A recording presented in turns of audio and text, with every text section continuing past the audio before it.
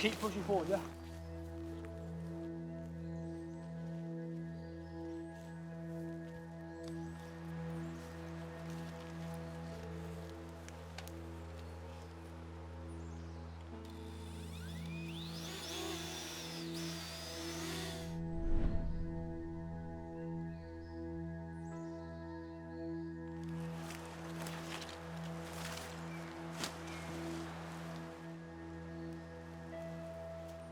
Finland is beautiful, but it's one big wood.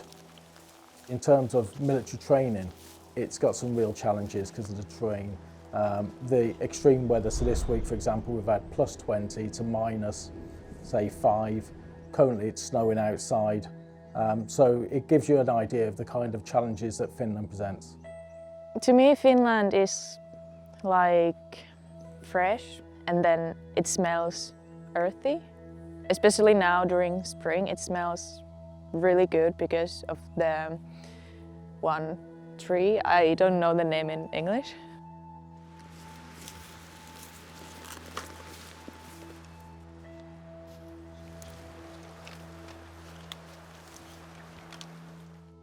I'd maybe put it this way, we are absolutely a peace-loving country. We're by no means a fear-mongering country or a war-mongering country. We do not want war in any sense of the word, but at the same time, I'd say we are kind of a sleeping giant that hopes to not get awoken.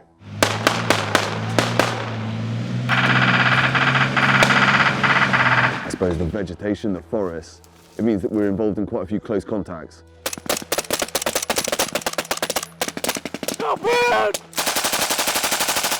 So this exercise is part of the campaign which is all around in Europe. It's led by the US Army Europe and Africa Command. It's called SWORD 26. What's unique about this exercise is under the 11 Brigade umbrella and the tactical wreckage strike sort of developments, we've put in place a lattice network, which means we've connected everybody and everything together. And that's really unique because what we now have is junior commanders with the same sort of situational awareness that a senior commander would have had traditionally. I want to defend them, which has fallen already for the Finland, and for my family, my parents, my friends, my grandfathers, everyone. So, and the nature, the country, everything in Finland makes me want to defend our country. We have a very long tradition with like the conscription service. We've essentially always had it, and I think it's kind of a like deep-rooted part of the Finnish society.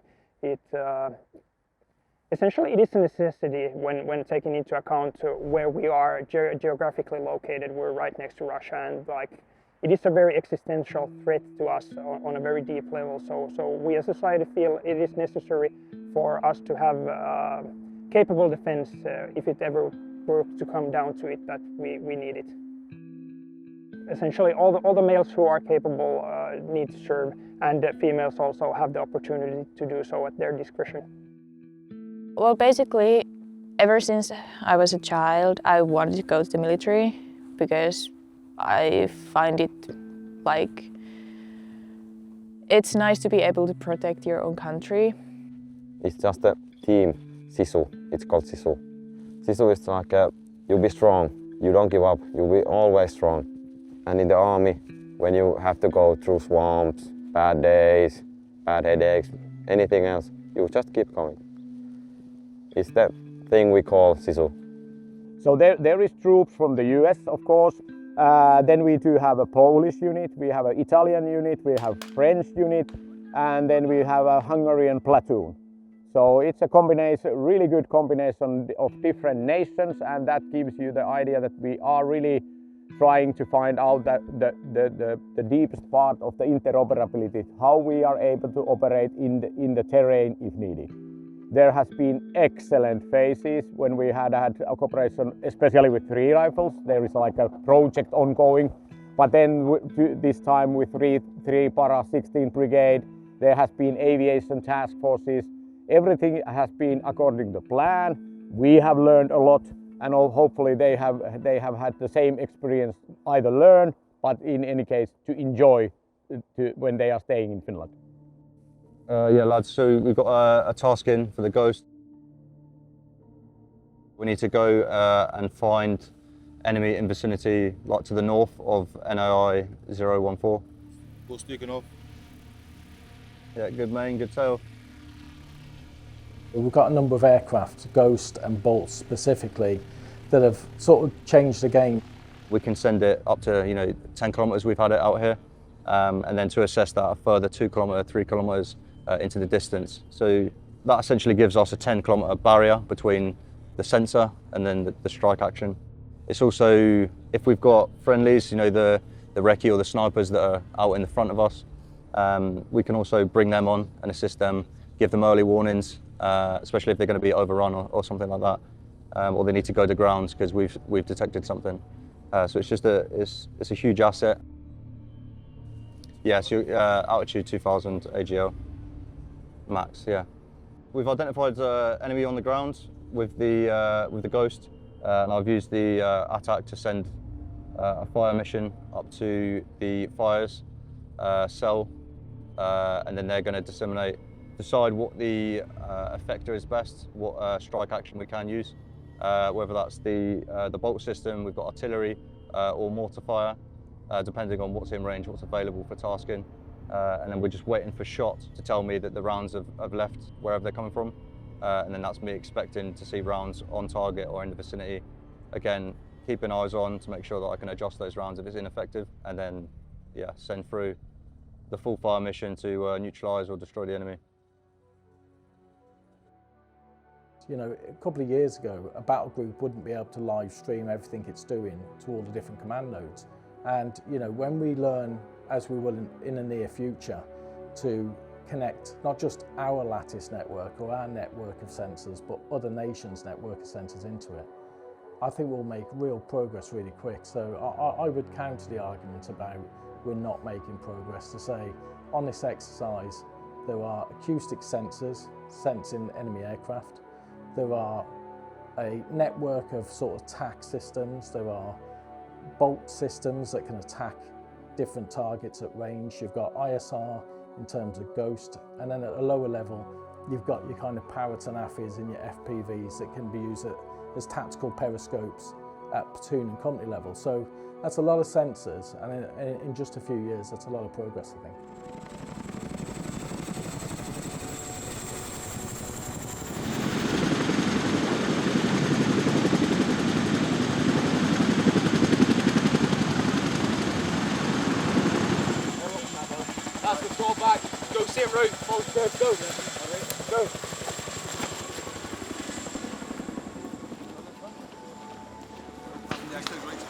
Just keep pushing forward, yeah? Keep pushing forward. Happy days. Up to the 988.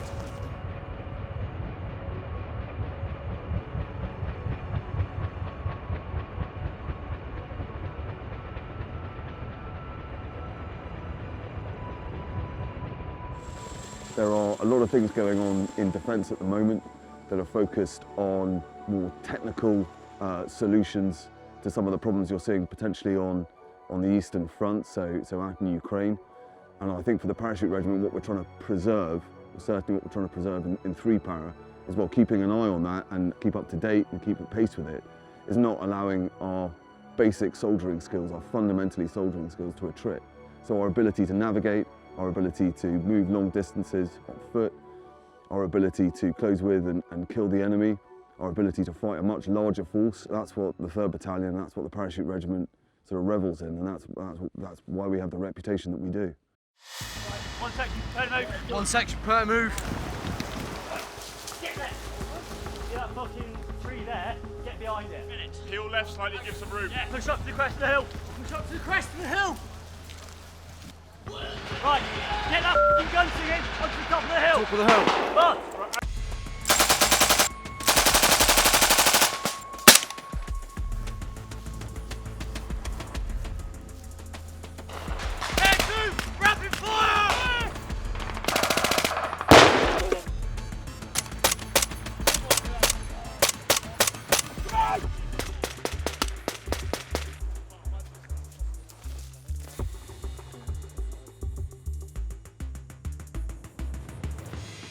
I have many narrow corridor to maneuver. Do you want me to pull my guys back?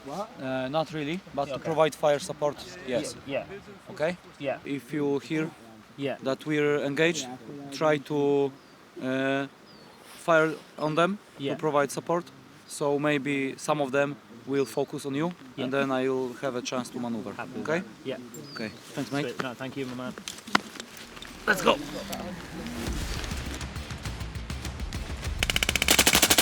Section Patterson, who's it?